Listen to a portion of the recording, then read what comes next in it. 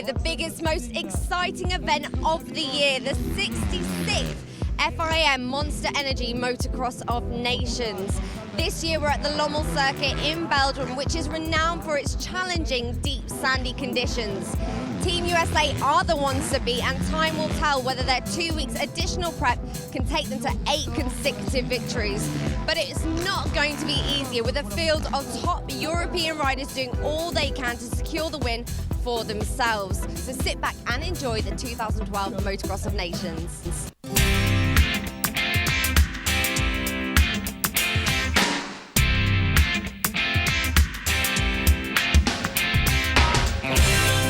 This year's Motocross of Nations then comes from LOMMEL in Belgium, just down the road from where it all began in 1947. Back then it was in Greenrail in the Netherlands.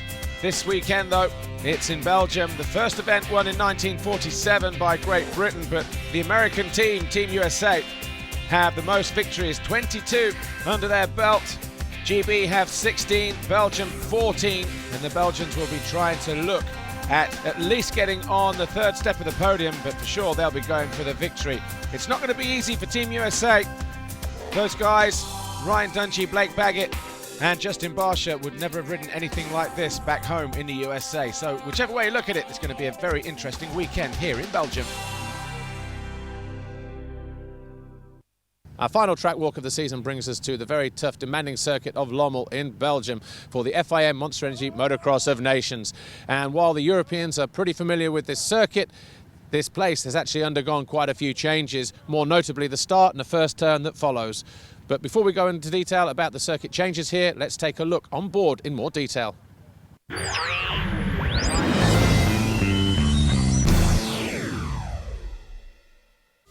Hi, I'm Tony Cairoli, I'm riding from Italy. Hi, I'm Gauthier Paulin, number 6, riding for Team France. Hey, my name's Ken Roxon, and you're watching the GoPro course preview. The track over here in LOMMEL, Belgium is totally different than any other track. The sand is really groundless, I would say, you know, not like in Southwick, how you have a hard base. All right, here we go. Long start straight, heading into that little single. Gonna get pretty deep right there, the right-hander. We have some single jumps right here onto the tabletop. Pretty fun jump right there. This is actually a really fun part of this whole track. You have a little single, and then we go into this long whoop section. You can actually triple in, as you can see, double out. Right corner again onto the finish line straight. You can see the monster station on the left. Over the finish line jump.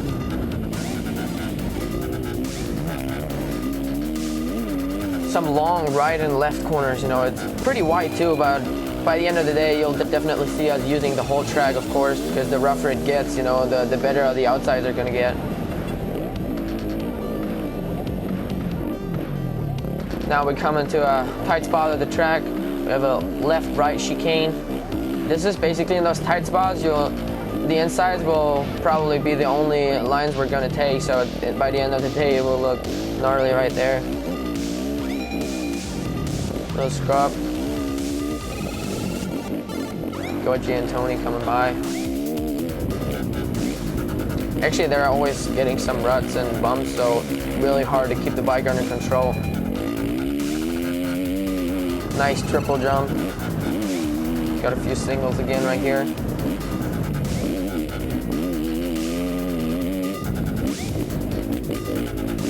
Really deep there.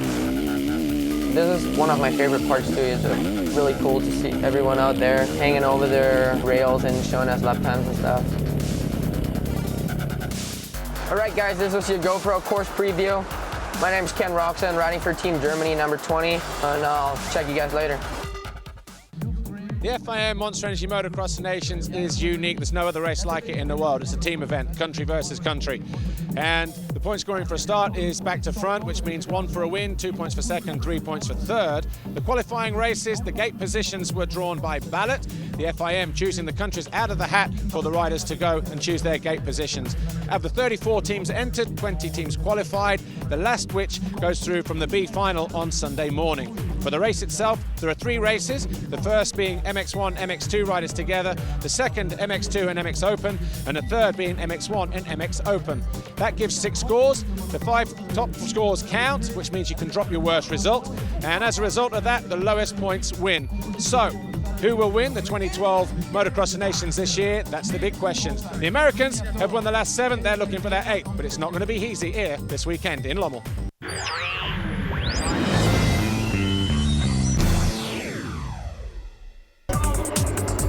First qualifying race got underway, and that was for the MX1 riders, and it was Max Nagel who charged into the lead, but he was closely followed by Antonio Cairoli of Italy. So at this stage it was Germany v Italy. Belgium's Clément de Sale was down in 3rd place. The bike you saw there, the one of the Swiss rider Arno Tonis, picking up a broken leg in that corner after being hit by another rider as he fell on lap 1. Tony Cairoli then switched from one side of the track to the other, eventually found his line, picked his moment. Nagel made a mistake, Cairoli was through.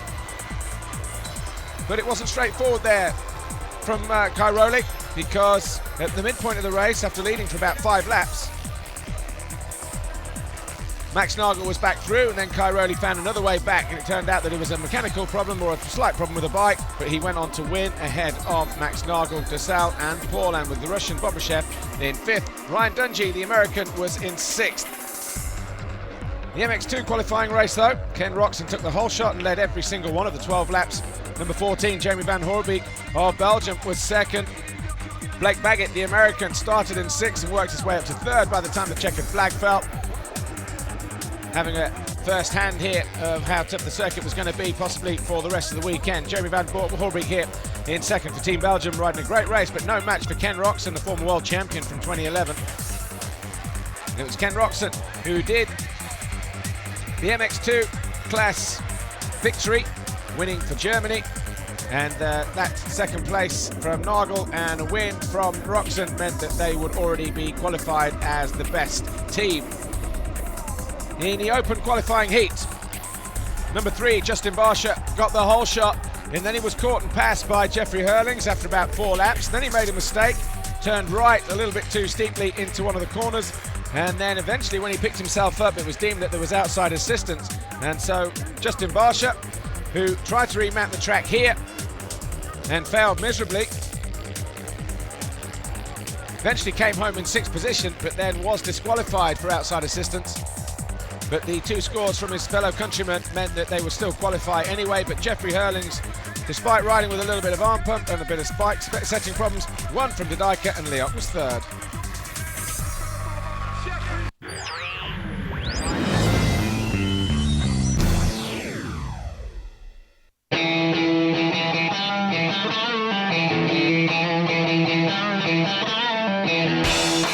Your 4th time at Nations, but your 1st time in the sand. A lot of the Euros saying you guys might struggle this year, but how's the preparations gone? The preparation's been great. We actually came over a little bit early to get some time and get a little bit better with bike setup if we could, and it's been awesome. We kind of got a bit of every kind of sand here all around this area, so it's been a lot of fun. Definitely heard a lot about LOMMEL. Definitely sounds like a really physically tough track, so it's going to be a challenge. You know, all of USA, we know this, but it's a challenge we all look forward to. And you know, at the end of the day, as long as we do it the best we can and work together as a team, you know, I think we should be good. We had a chance to get on the track here, on part of the track on Friday last week, and then we went to 2 other tracks, Wegel in the Netherlands and Gravenbroich in Germany. And I think it's a good thing that we had a chance to do that and get used to sand and the weather and get our bikes, you know, working in these conditions. The riders, they race against each other pretty hard in the US every weekend, and then from one weekend to the next you have to be teammates, you know. It kind of feels a little bit strange, and so we got over that initial cool factor, and they're bonding together pretty well from what I've seen, and I'm looking for a good weekend. Like, it's your 2nd time at Nations. Compared to last year, how are you feeling? Are you feeling a bit more relaxed coming into this weekend? Yeah, definitely a little bit more relaxed, but also, you know, the feelings are still there of wanting to win and, you know, having Team USA on your back and representing. But being the 2nd year, I definitely think that I know what to expect and definitely ready. And you've been in Europe now for a couple of weeks. Have you guys been having fun? Yeah, no, we definitely have been having fun in Europe. We've got to ride here at the racetrack, and we also have rode 2 other practice tracks. We got to do a little bit of testing and just get some things worked out. So we're excited and we're all ready. Justin, it's your first time here at Nations. Have the other guys told you what you can expect this weekend? Yeah, a little bit. Expect craziness, lots of fans, lots of fun, but really looking forward to it. So ecstatic to be on Team USA. We're going to do our best and try to win. And we're used to seeing you going bar to bar with Blake. How's the transition been over to being now teammates? It's actually really good. You know, we have a job to do and we know what we have to do, and we're here to have fun and try to win a race, and it's good. You know, we're all having a great time and bonding pretty well, actually.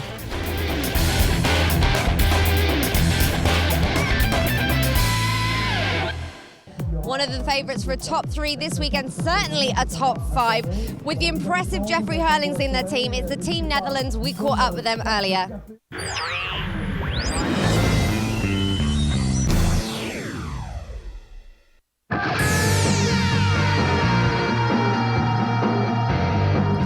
Marcel, you've got a great choice of riders this year for this particular Nations in the sand.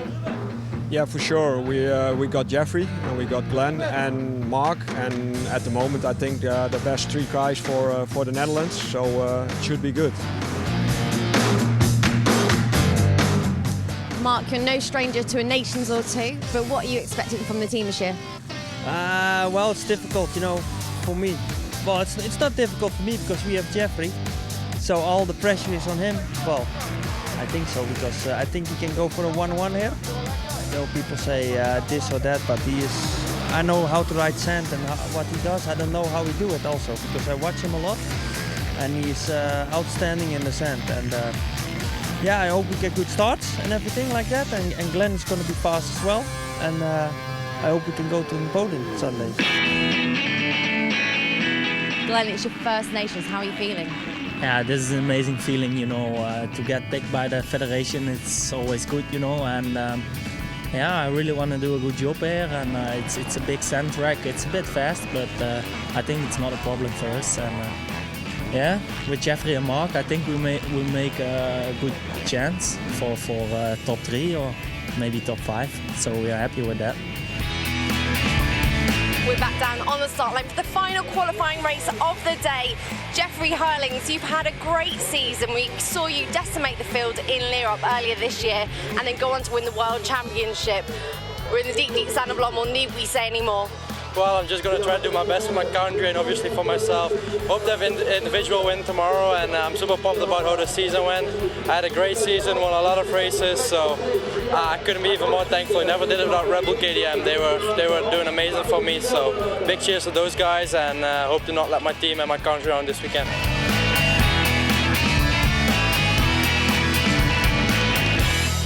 So Germany took that top spot in qualifying, followed by the home nations, Team Belgium, and Italy in 3rd. Defending champions USA down in 6th. Join us after the break for Race 1, MX1 and MX2.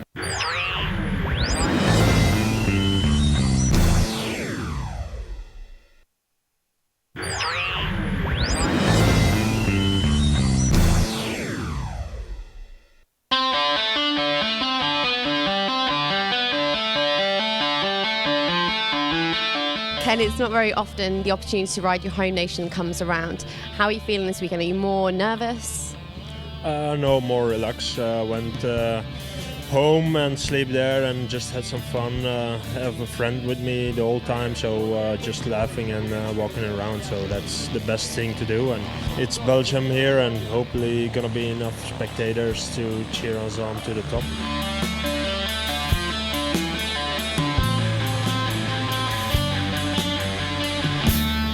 Joel, you have a very strong team this year. At the very least, are you looking at a podium?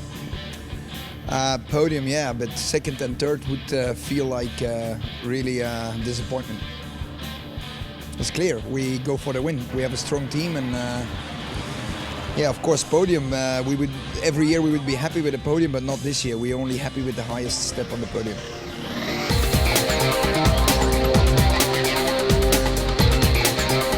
Your home nations. Are you more excited for this event? Yeah, I'm more excited, definitely. It's the biggest event of the year, you know, and it's home. home crowd. So yeah, I'm looking forward, and I just hope we can do it. Clement, nice finish in the World Championship this year. What are you expecting from Team Belgium and Nations? Yeah, my finish in the World Championship was okay, but you know, still second position. So I'm working to be first, but it's not so easy. About Team Belgium, we are expecting to win, sure. You know, I think we have a team consistent and can hope a good result. Yeah.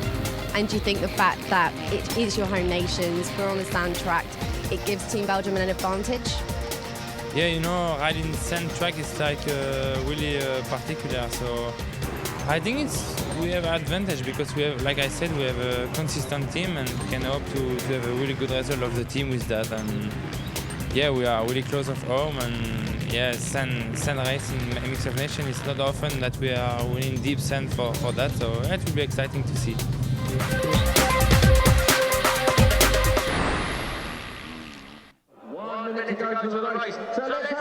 Here's how the riders qualified then, or the countries. Germany first, from Belgium, Italy, the Netherlands, France, Great Britain, USA, Estonia. They were your top 8 teams, and they were the first riders to go to the gate. Of course, 2 riders per nation in the grid, so the first 20 nations would line up first, and then, of course, the second rider from each nation alongside, as and wherever there was space. The gate drops here in the first moto, MX1 and MX2, and it is a great start from one of the KTMs. Might be, oh, it is Max Nagel, number 19. Cairoli in there in second. Rui Gonçalves trying to go around the outside and takes the lead, actually. So as they go through turn 3 in the bomb hole, it's Rui Gonçalves. Tony Cairoli dives past Max Nagel. Nagel third, Paulin in 4th position, and we're on board with Gauthier Paulin now as he comes through the first rhythm section. That'll get really chewed up through there. There's Dessau in 5th place. Then probably Tenor Leoc, I think that was. Over the finish line jump for the first time. And the riders in MX1 and MX2. The 450s versus the 250s. 2 riders per nation. Antonio Cairoli in this race with Alessandro Lupino. Rui Gonçalves out there leading this one. His teammate Paolo Alberto. But coming round to the tough rhythm section, Cairoli looking to make a move, doubles his way in at the end of the straight and flies into the lead. So Italy, they lead this first race here, but not necessarily the overall classification. Oh, we've got 2 riders down. The 35 is one of them. That's Jeremy Sewer. Couldn't quite see who the other one was. Might have been Evan Habe, actually. Maybe. But here's Rui Gonçalves coming under pressure for Max Nagel. Nagel going through in a second. And he's got Gauthier Paulin there as well. But Gonçalves on the white machine from Portugal has to move and yield in the end. Oh, he makes a mistake, and that'll allow Paulin through. Paulin eventually goes through, or does he? Well, yeah, ran the outside at turn 2. So it's Cairoli, Nagel, Paulin, Gonçalves, and we've got Roxon in there as well on the 250. So the first MX2 guy for Team Germany, and Lupino's gone down. So this is not good news for Tony Cairoli. Alessandro Lupino still down. There's Roxon going past Rui Gonçalves, and that puts him up into 4th. Dessau going through on Gonçalves as well, moves into 5th place. So Gonçalves dropping down the leaderboard at the moment. Ryan Dungey, meanwhile, he's now in 6th position for Team USA. So the defending champions. And Blake Baggett, nowhere to be seen really, outside the top 20 at the moment. So not a good first race for Team USA. Well, they try to come out here for preparation 2 weeks before this race, immediately after the last US National. But there's a difference between riding it with just 3 or 4 guys going around a track and 120 guys, as we will have this weekend in all classes. Team France look on. Olivier Robert in the hat. As Gauthier Paulin continuing. And also Marvin Muscan. Marvin Muscan on the MX2 machine, down in 13th place at the moment. Got a battle on his hands here. Looked like the 55 of Martin Barr of Ireland, sorry.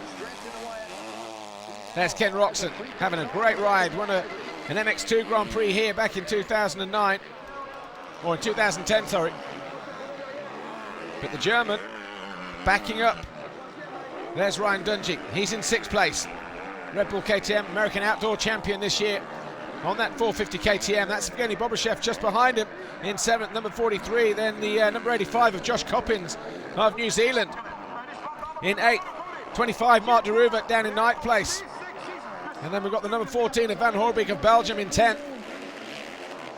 So Belgium have 2 guys in the top 10. Germany have 2 guys in the top 10. There's Mark de Ruyver, side panel hanging off the side of that i1 Racing Kawasaki, the rider from the Netherlands. There's Commander Sal, number 15 on that yellow Suzuki, riding for Team Belgium. In 4th place now. Oh, round Dungey. Dungey picking himself up, so Dungey's had a fall, and I think Bobashev may have gone through. So if that's the case, Dungey being dropped down to 7th position with just a few laps remaining in this race. So really needs to try and pick the pace back up here, Ryan Dungey of Team USA. Blake Baggett, meanwhile, up into 13th position. His MX2 teammate, but Tony Cairoli picking his way through, opening up quite a commanding lead. 20 seconds now, that gap between him and Gauthier Paulin of France. Max Nagel, the German, is in 3rd position. Commander Sal still down in 4th with Roxon of Germany in 5th. Through the rhythm section for the final time, number 46, Antonio Cairoli. Rounds out the final turn. He's going to light the candles here, and he's going to hit the Monster Energy finish line jump. He takes the victory in the first race. But how does that stack up in terms of the overall nations after Moto number 1? Germany looking good, Belgium looking okay as well. Tony Cairoli, though, here's the race classification. Cairoli wins it from Gauthier Paulin, Max Nagel, Commander Sal, Ken Roxon of Germany. Russia's Evgeny Bobashev is 6th. Ryan Dungey of USA 7th, and Tommy Searle down in 8th. 9th for Mark de Ruyver of the Netherlands, and 10th for Jeremy Van Hoorbeek of Belgium. Blake Baggett down there in 14th, look.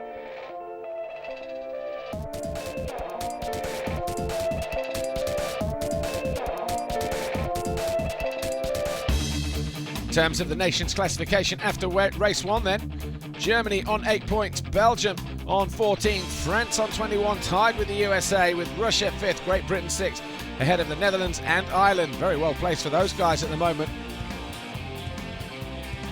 The Irish team representing there, Martin Barr and Graham Irwin.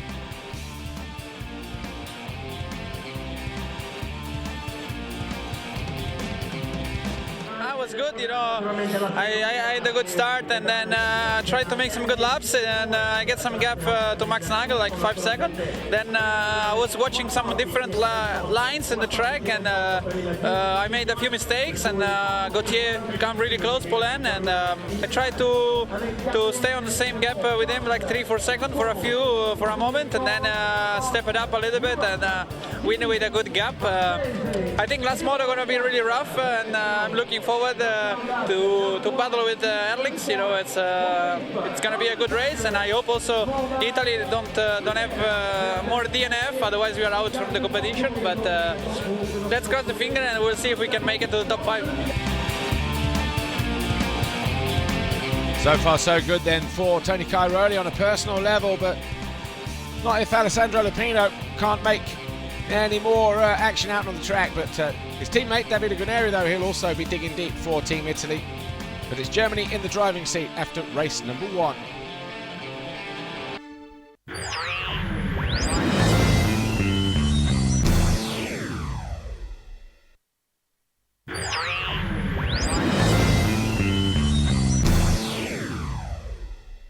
Welcome back to part 3. So far, it's been an amazing weekend. Now, they finished second last year. They're again one of the favourites this weekend. It's Team France.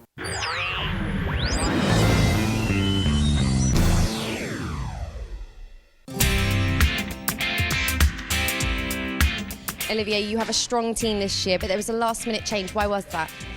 Well, sometimes we have injury problems, but this year it's not the case. And then after the result, we take the best result from the championship, and after what happened in L'Europe, we decided to change the team. And what are you hoping for this weekend? Well, we've been on the podium for many years now, but of course, we always hope for a victory. First of all, I'm really happy to be back in Europe, and it's nice to see everybody from GPs. And yeah, LOMMEL, we have good remember. And I won the GP in 2009, and then in 2010 I finished third. So yeah, very looking for this race. We came here earlier to test the bike and set up the bike better for the sand, and yeah, I'm really excited. We have a good team with Gauthier and Xavier, so I really like the team this year, and there is a good atmosphere too, and yeah, excited. Xavier, it's the final race of the year, but the biggest. How is the feeling, atmosphere of the team? The atmosphere is really good with my teammates Gauthier and Marvin. I'm really proud to be in the French team, and yeah, we hope to get a good result on Sunday. For GP we are alone, and here it's a race team, so we have to make a good result for all the team and to give the best all three riders. I'm really happy to be here with Marvin Muscat and Xavier Borg. It's a big bonus for us, you know, to be here at the MX of Nation for the French team. I was racing this year in MXoN. I'm here racing in LOMMEL for the MX1 class also. So I was racing in Europe on the sand track. I don't have to test so much this weekend, so I can just come here with my bike, all the setup I have from this season. So it's more easy than every year, but and yeah, to be riding this week only for fun was much more easier. It makes my race like to approach the race easier. Yeah.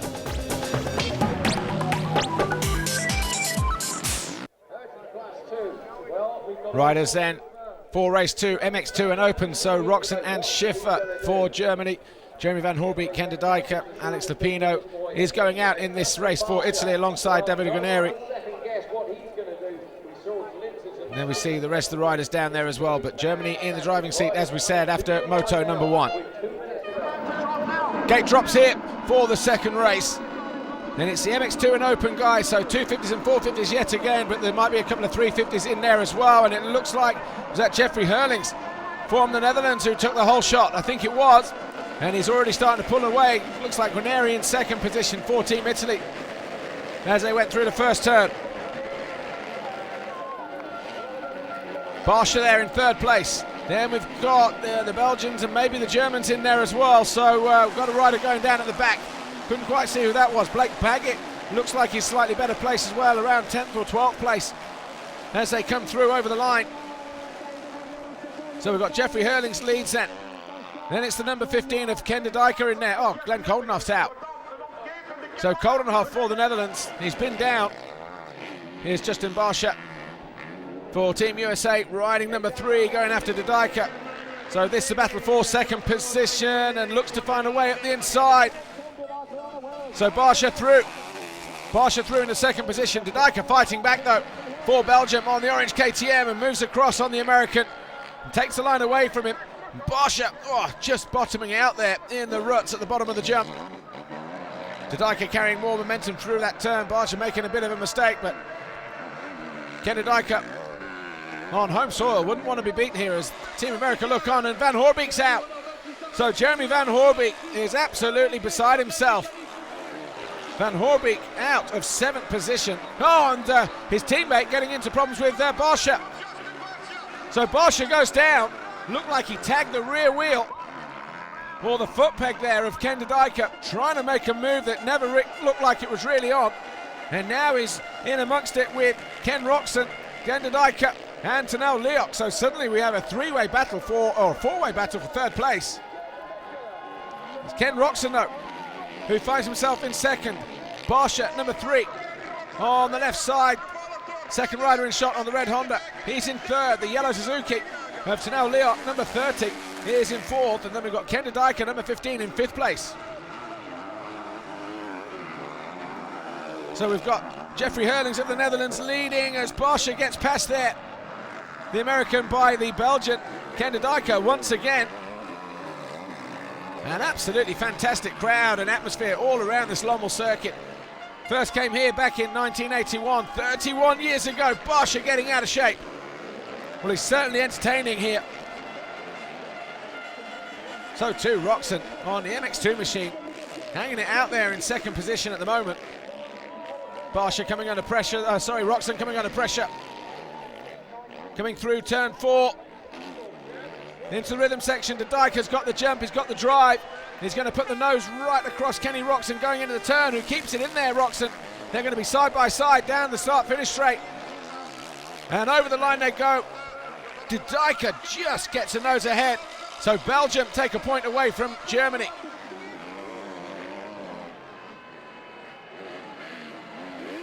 Got a rider. Just a couple of back markers there, but look at this. Tanel Leok, number 30 on the Suzuki on the left, has found a way onto the rear wheel and past Ken de Dijker. Then he makes a mistake, but de Dijker no way through there. There's 48. That's Guarnieri. Guarnieri just down in 6th place at the moment, coming under attack from Justin Barsha, the American, and he goes through on that red number 3 machine and pushes the Italian back to 6th place.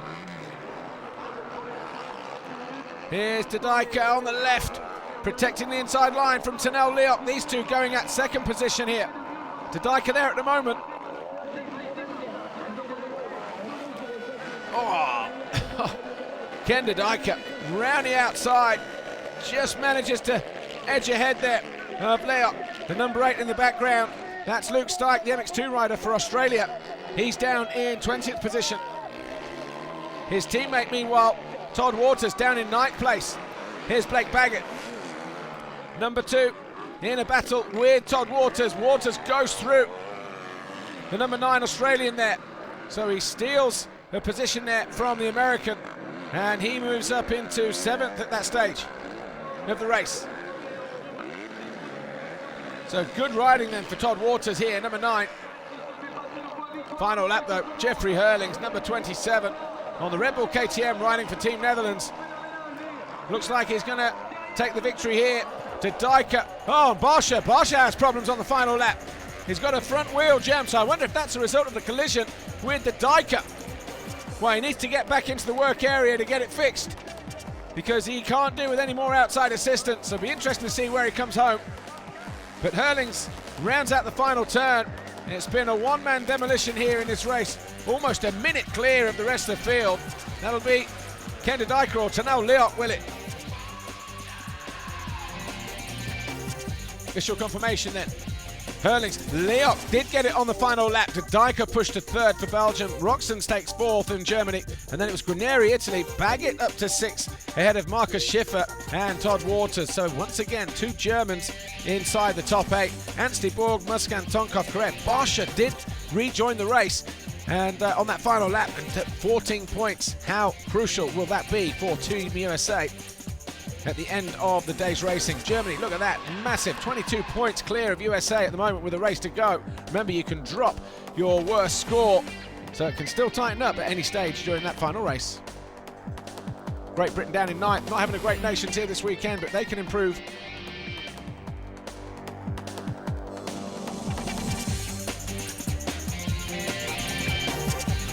Felt amazing, you know, I did really well. Took the whole shot thanks to the Dutch Federation, gave me the first gate pick, and then it was pretty easy to bring it home. One with about a minute, but just have a short break the second motor, so get a quick recover now and get back to the gate again. Hope to do well. The second motor is going to be really tough to beat Tony, but I'm going to give my best. So Jeffrey Hurlings then, a comfortable winner in that first race, but Tanel Leok, Ken de Dijker, Ken Roczen, David Guarnieri, Blake Baggett, Marcus Schiffer, Todd Waters, great ride for the Australian. Marvin Muskan down in 11th, just behind his teammate Xavier Borg, but Germany still in control after 2 races.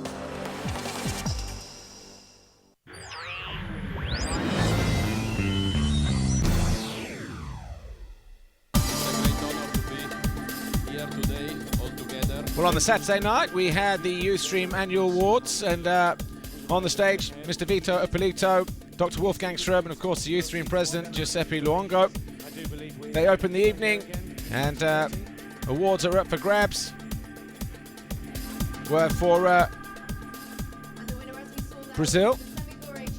Semi Agure picking up an award in Russia for the snowcross and, of course, MX1, MX2. Steve Dixon of Matterley Basin picked up Circuit of the Year. Tim Geiser was a 125 European and FIM Junior World Champion, of course. And Mel Pocock, the UEM 250 European Champion.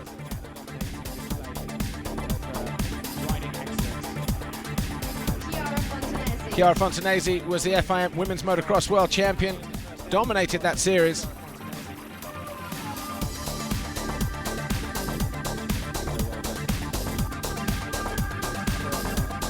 And Matthias Walkner, the MX3 World Champion from Austria, the first Austrian winner since Heinz Kniegadner in 84 and 85, doing it on a KTM as well. Jeffrey Hurlings, of course, the FIM MX2 Motocross World Champion on a Red Bull KTM. KTM picking up Team of the Year award as well. Red Bull KTM, and of course, KTM winning manufacturers in MX1, MX2 and MX3. Tony Cairoli, 6-time world champion, and 4 of those in FIM MX1. Red Bull KTM and Tony Cairoli, of course, again winning in all categories. So FIM Women's Motocross World Champion, MX3 World Champion, Jeffrey Hurlings MX2 and Antonio Cairoli MX1, 2012.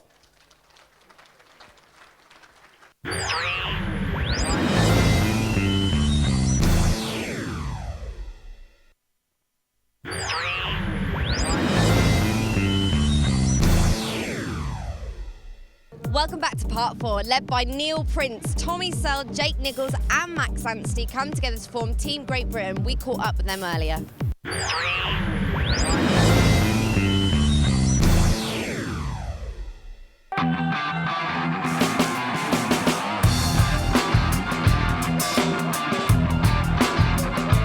Neil, it's your first year as team manager for Great Britain. How are you feeling? Feeling quite good, actually. It's been a little bit busy on the build up to it. I've been a few times to Lommel and to Belgium to check the guys out riding.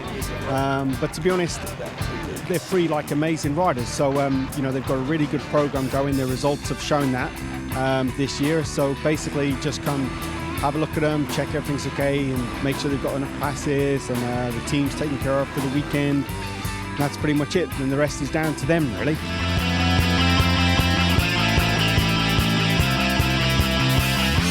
Tommy, how have preparations been on the 450? It's been good. I rode it for the last 3 weeks. We had the last GP last week that I rode the 250 at, and then I'm back on the 450 this week. I rode a couple of times and I feel really good, so I feel confident coming into this weekend.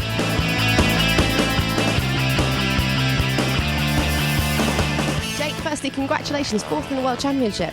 Thanks very much. Yeah, it was great to get that last weekend. Been a long time working hard for that. And great confidence boost coming into the Motocross of Nations this weekend. We've got a really strong team. The other 2 guys are very good on the 450, and it's going to be tough in the sand for everyone. But if there's 3 riders that can put it on top, I think it's us 3, definitely.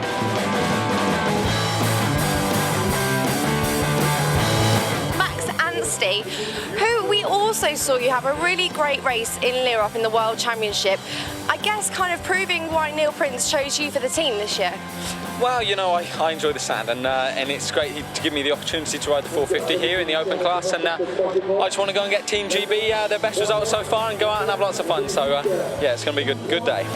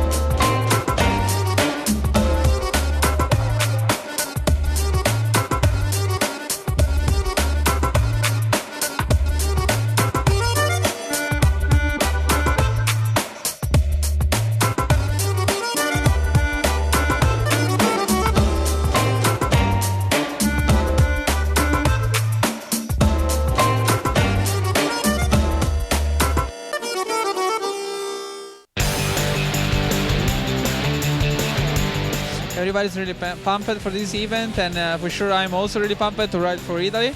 And let's hope we have some more luck than the years before, and who knows, maybe finish on the podium with Italy will be a great result on this LOMMEL circuit, because you never know here on the sand till the last moto what happens. So let's cheer for Italy.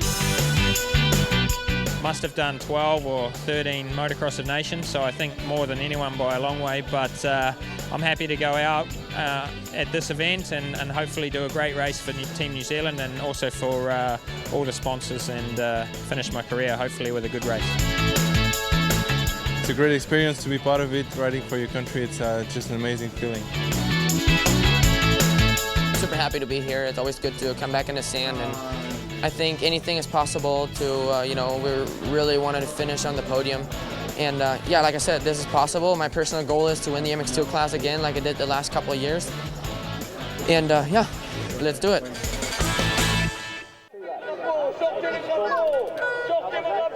Third and final race sent down on the grid, MX1, MX Open. It's the 350s and 450s, if there are any 350s in there other than Tony Cairoli and of course Jeffrey Hurlings. That's the race that everyone wants to see. Jeffrey Hurlings going to the outside, putting his teammate up the inside, so Cairoli might have the advantage off the line here in his final race. Gate drops then for the final race today. Germany still in contention, and so too as an outside chance, Belgium, maybe the USA, France of course, but still got 35 minutes of racing here. Tony Cairoli gets a start. Justin Barsha's teammate, Ryan Dungey there in second position, and I thought Barsha was in there as well, around about 5th or 6th position. So Tony Cairoli is there, Ryan Dungey there, Bobashev there, DeSalle, Barsha, as they all drop through the whooped out circuit here in Lommel on what is going to be a very, very tough moto for these guys. No sign of Hurlings at the moment as they come through. Where is he? Well, there's Hurlings, he comes over the line. On the first lap he was 28th, and he's already up behind Marcus Schiffer in 15th place, and going after him right there,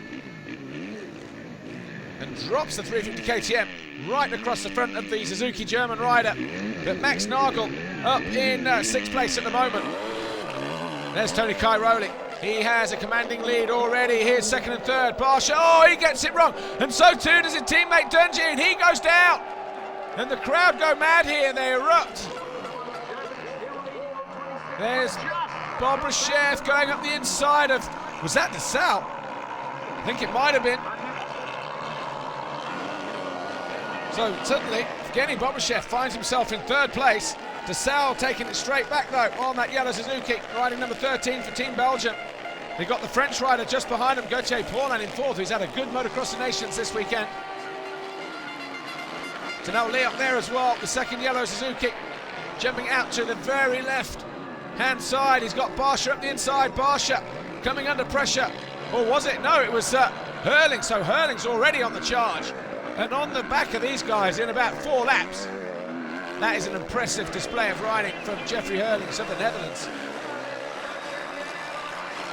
There's your classification at the bottom there. Oh, Jeffrey Hurlings, a replay. That's where he passed Justin Barsha, number 3, the American, pushing him back to 3rd. Question is though, how much time does he need to find himself on the rear wheel of Antonio Cairoli, Gauthier Paulin, and Justin Barsha going at it. Gauthier Paulin holds the aces at the moment. That's him there on the green Kawasaki, riding number 4 for Team France. There's Cairoli. He's got the whole start line or pit lane area at least. But look at those lap times. Hurlings much quicker. Josh Coppins, he's a retirement in the second race here, his final moto in his career. Not the way that he wanted to go out of these nations. Oh, Bobashev's out. Evgeny Bobashev has a big crash. So Bobashev out of 5th place. On board with Max Nagel. Max Nagel having a great ride in 8th. That will be enough to keep Germany in the driving seat and pick up their first Motocross of Nations. There's Kenneth Eicher having a good ride. He is in 5th place. Max Nagel there, Team Germany, now in 6th. So this will be enough. Markus Schiffer, his teammate, down in 14th at the moment. He's been a great anchor man here all weekend long. And the Germans, well, it's their race to lose with 10 minutes plus 2 laps to go. So about 15 minutes to run. Bobashev out. So Russia going out of it here in the third and final race. Second race for him. Oh, Waters out as well. So number 9, Todd Waters, the Australian. Tony Cairoli, though, despite the challenge from Jeffrey Hurlings, closing right in the final stages. Antonio Cairoli just has one more turn to go. Hurlings tried. The matchup between Hurlings and Cairoli looks to be going the Italians' way. He goes past the monster rig. He salutes the crowd. He punches the air with delight. He pulls a big handful of throttle and throws the bike down. And look at that for a celebration. Antonio Cairoli has just beaten the fastest man in the world in the sand around Lommel, the toughest track in the world as well. Confirmation then. Antonio Cairoli wins it for Italy. Jeffrey Hurlings for the Netherlands second. Justin Barsha, a great ride for him in the end, in third ahead of Tanel Leok, Kenda Dijkert, Max Nagel, DeSalle, Paulin, Ryan Dungey and Gonçalves. Max Anstey, a great ride for him in 11th, and Tommy Searle was 12th. But what about this? The official confirmation that Germany are your official Monster Energy Motocross of Nations winners. 25 points, they edge out Belgium by 4, the USA by another 10 behind. So that's your podium. The Netherlands 4th, and Italy, they were 5th, with France, Estonia, Great Britain, Portugal and Australia. That's your podium. Team Germany, Max Nagel, Ken Roczen and Markus Schiffer. Mr. Vito Ippolito, the FIM president, handing Team USA the third place trophy. Ryan Dungey, Justin Barsha, Blake Baggett. They'll be hurting right now, but they'll look back on this. So too will Roger De Costa. Maybe think that one day they can improve to get back here and maybe reverse that result. Team Belgium on home soil received their trophy from Prince Philippe and Mr. Vito Ippolito. From Odense, Kenda Dijkert and Jeremy Van Hoorbeek. And there is His Royal Highness Prince Philippe of Belgium, handing the winner's trophy, the Chamberlain Trophy, to Team Germany. Markus Schiffer in the middle, Max Nagel on the left, and Ken Roczen on the right. Hubert Nagel, the team manager, the father of Max Nagel, the proudest man in the world. And there he is down there. Gold plates for the top 3 there. Germany are your world champions.